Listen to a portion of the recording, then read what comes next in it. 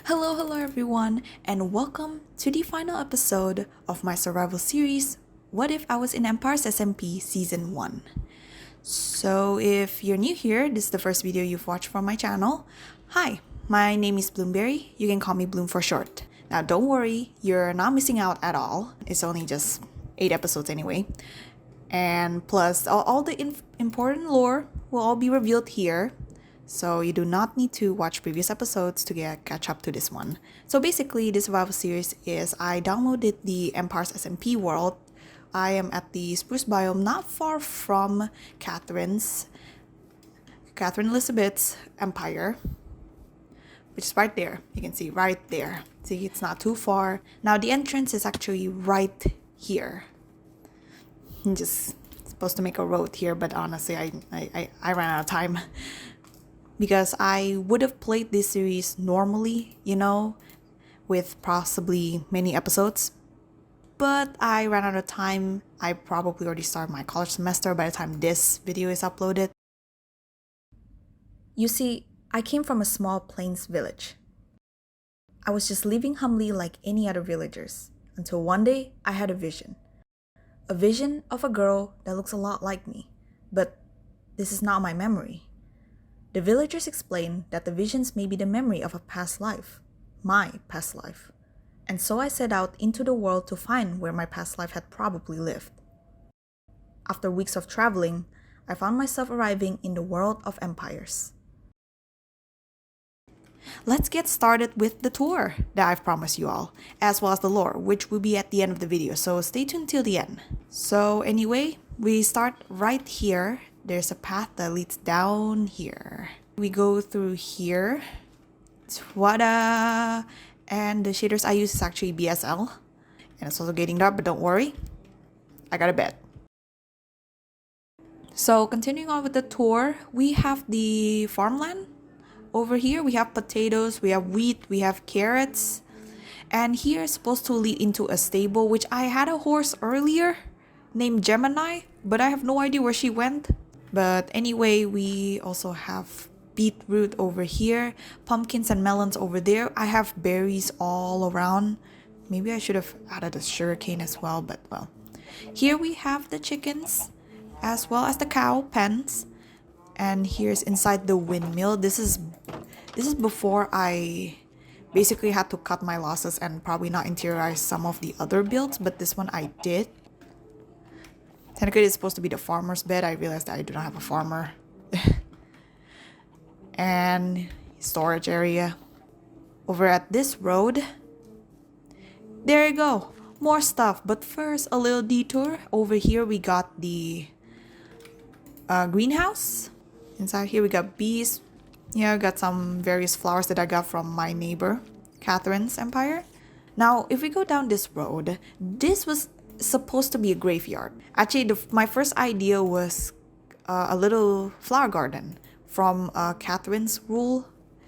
If you didn't watch Empires, you wouldn't know what this is about. But if you do, which I'm assuming you do because you watched this video, yeah, one of the rules, remember Catherine, is that to make a flower garden. And I got dandelion, but I didn't end up putting it here. I put it somewhere else. Okay, going back to the main road over here. Also taking another detour over here. Oh, the door's open. This is the library. With a librarian. Hello, buddy. Right here we got the enchanting table right here. I make sure that each of the house is villager safe. Then here we have the tavern plus the inn. Oh yeah, here's the library from afar. And here inside the tavern and inn, we got our cleric. Yes, they're stuck here. We go up, we got the inn. It is definitely not a perfect inn. This thing is only like 2 rooms and pretty small as well. got a little nice view, a little bit of the 2 towers and as well as the castle in the back. Now continuing on, we got a few ways to go, but let's just start with here where we got the villager houses as well as the fox statue. This one is the leather worker. You can actually see the leather worker working in there. We got the shepherd's house with no sheep. I couldn't find any sheep. And then we got the mason's house right here. The mason just stays right here. Now this one, we've got the toolsmith and weaponsmith at the same time, because I figured they were supposed to be able to make. They're just basically the blacksmith. And we got the armor right here. Now there used to be villagers, 2 of them. There's a chance they might have get turned to a zombie because I killed a zombie villager a few days ago and it might have been them. Over here we got the cartographer. Also, I'd say the fancier houses. And as well as the butcher. Oh, these poor piggies. Now over here, this here is the orphanage house. You could say the villager breeding house. And we got the golem here. This is actually like the playground. Of course, the villagers by now they're all grown up, but like this is supposed to be like the backyard, a little play area for them. So we go here. I put a fence here so they couldn't get out through the door. There is like a little cafeteria. You can see lots of villagers. They're all grown up, of course. But yeah, we have the bed area, the bedroom here, and a little reading area. We got like these heads I got from other empires, and I think they could serve as toys. Now, technically, visitors are supposed to only basically explore this area right here. That's why I didn't connect the path. Here is the storage house that I made. We got some leftover shulker boxes over here from my build, my castle build. Now down here, we've got the mines. There's like a little cart. Basically, this is where they put all the mining resources, and then they can just go, bring it somewhere. Oh, right, my 2 blast furnace here. I like to use these 2. I bring it out to smelt some more copper. We got, this is the storage area, and this is for the miners. Here, there you go. We got TNT as well too, and this down goes to the mines. Get back up here. This road leads to my house, but before that, flower garden. This is what I'm talking about. This is where I basically put my flower garden. This leads down. Oh, you can sit here and admire the view. There you go. Just sitting right there. Admire the beautiful view. I just wish that you could really almost see everything. It's just nice. So down here we took a little detour to the little cod pond, which is the cod sanctuary. Jimmy's rule. Again, if you watch Empires, you'll know. And then next we go right here. Oh, hello, Mr. Chicken. To my house. There's a little lore going on here about past life me, which is the skin right here.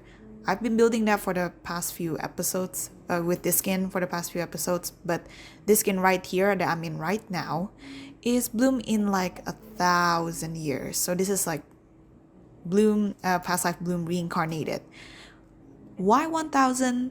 See, I was going to continue the story to Empire's SMP Season 2. Like after I explored this, the end, basically the end of What If I Was in Empire's SMP Season 1, I was going to continue to Empire Season 2. What If I Was in Empire Season 2? Is that an Enderman in my house? We go here. Got a little front porch there. Got the chimney. Yeah, I got my kitchen area here. I'm gonna put my armor, my storage. Oh, okay. Let's not look at him. And we go up here, winding stairs to my bedroom. Yeah, Cooper is actually my first dog before I tamed another one, which I forgot to introduce you all. Right down here. There you go. Digger. I forgot to show you guys the inside of the storage house. Here, let me show you the inside. Because inside here, I also got a cat. Rebel. This one's really hard to tame. So yeah, here's my storage area. Here's just my building supplies basically, and this is my more decor or random stuff, and this is food, ores, weapons, tools. Now if we go up here, I actually did lay out the floors. See, we could like, I think I was going to put a kitchen. I think the living room could go up here and the bedroom could go up here. I kind of like the layout. It's like pretty it's a loft.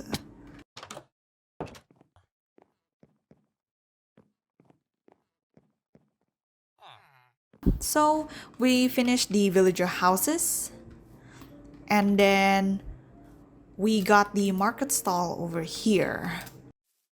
Here we got the bakery, and as well as technically you could say a cafe, because you can sit here and eat your bread. We can go in and take a look inside.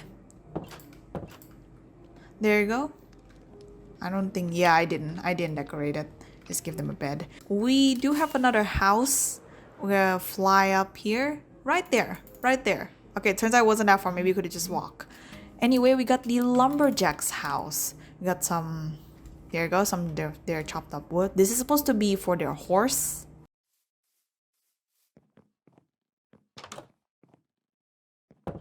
So I can't believe it. I didn't tell you guys the name of my empire in this video. I am so sorry. The name of my empire is Vulperia. So it's like a fox actually. Vulpes is it's a Latin for fox if I'm not wrong. But over here we got the Fletcher's house. I also do not have a Fletcher, and I also did not even do the floor. Yikes. And yeah, the Fletcher's house did connect to the tower here, so they can like easily run up. Over here we have the war room, in which I decorated. Ta-da! This is where you could say where all the emperors, the rulers of the other empires could have like come together and have a meeting. We got the Cot Vengers. I would say except for Catherine, I end up putting on this side because they are more closer. And Scott besides Jimmy, because if you know, you know. And then we got Joey's, and then we have Shovels. And mine up there, that is the banner of my empire. With a fox, of course. Yeah, there's no way of getting up there, which I did not... yeah, I didn't realize it. I just got excited to make this room right here. I got excited. Down this path, we have the fishermen's. Yeah, there's technically no dock here. Go to the front. There's not really. Again, I didn't interiorize. Now that is the overall empire. So now it's time to explore this Vulperia's castle. I have never built a castle before, so it's definitely not perfect at all. But yeah, we got a little pathway illuminated by lanterns. So we got the 2 towers here. There's actually no way of getting up. Here is the little courtyard. We have the training area here. We had a little bridge connecting between the main one to here. Now if we go up, right here you can see the full... Ta-da! I'm not sure what that one is, but it's there. So if I could just safely go down. Oh, there you go. There you go. This would have been here, connected to here, and this, you could easily go here. Now, if we technically go from here, it does connect to the 2nd floor of the castle, which before we tour inside the castle, let me just sleep real quick. Walk in here. I did not interiorize most of it. We got chandeliers hanging. Ooh, we got a book. And you got a little staircase to the top. Here where, yes, there's the bridge that connects, and here's the bridge that leads to this tower, as well as this one. Also lead to the other one. Let's see what that book that on the lantern we saw earlier is about. Could it be a lore? Oh, 60 pages. Okay, you know what? Before I read this book, I just want to say my final goodbye to you all. I just want to say a thank you so much. Seriously, you guys are just amazing. I grew up with Minecraft YouTubers from Dan TDM back in the day to AFMAO during my elementary, primary school, and then now I start watching Minecraft builders, right? Getting into the Minecraft building community. I always wanted to become a Minecraft YouTuber, and I'm really glad I'll be able. I'm actually really proud of myself to give this a try, even though it's only 2 years. Lil Me would have been really proud if she could see me now. But I really do hope you enjoyed this final video. Thank you so much for your support, and I'm really not expecting any You don't need to subscribe. You don't need to, well, like and share, I guess would have been appreciated, but you really do not have to subscribe. In fact, if you wanted to unsubscribe, it's okay too, since this really is my final video. Maybe I'll come back someday, but until that day comes, I'm just gonna appreciate this one. So I guess that's all that I want to say. I hope that you all have a wonderful day and stay safe out there. Now, without further ado, let's start reading Past Bloom's story. My father used to tell me stories of the great gods and goddesses that once roamed the land. Although most were kind and compassionate, there were those who wished harm upon the humans that had begun to populate the land.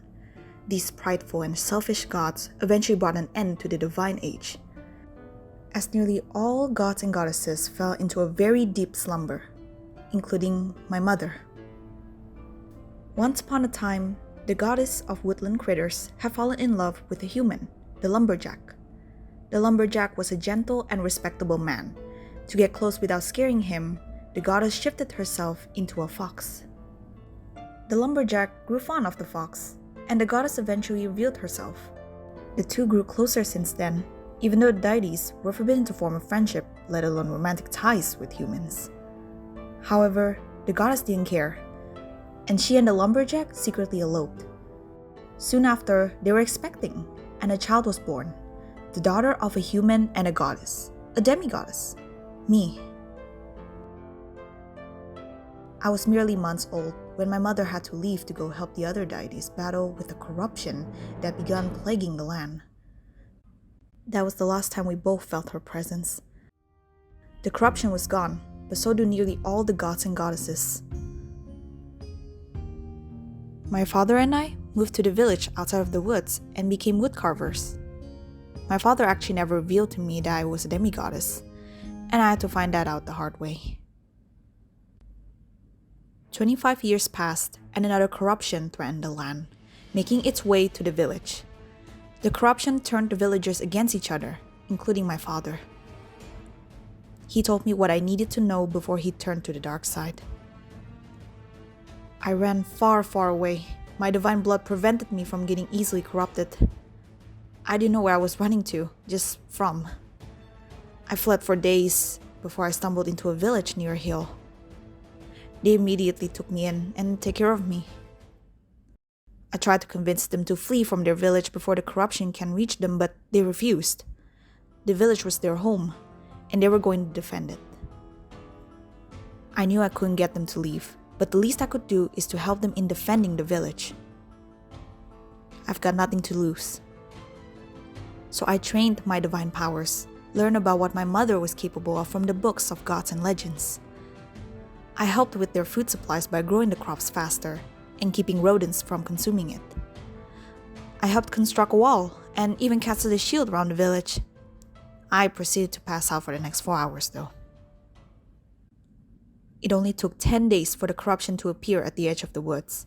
Just 5 blocks from the village wall, I could feel the life drain from the green grass as it withered into red, and vines started popping up like weeds.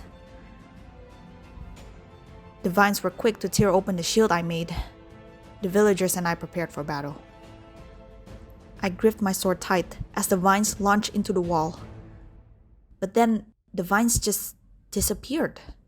It turned to dust after breaking the wall. What happened? Who had defeated the corruption? I thought. I learned many years later that it was the work of 2 stag gods, Aor and Exor. Brothers torn by jealousy. One sought to corrupt the world, while the other protected it. Aor sacrificed himself to defeat Exor and cleanse the world from his corruption. After the world was rid of its corruption, many empires were built. I was able to live much longer, so I was there to see new civilizations grew in number, including mine. The villagers crowned me their ruler, and I turned their village into an empire. It wasn't easy, but I had help with other rulers of empires around me. I found my new family through my people as well as the alliances I've made. If anybody's reading this, then that means I've joined my father. I'm half mortal after all. My time was always limited in this world. but I hope that my empire can continue standing tall even after I've left. Sometimes you just have to end one story to begin the next one. So I hope that the end of my story can help somebody else start theirs.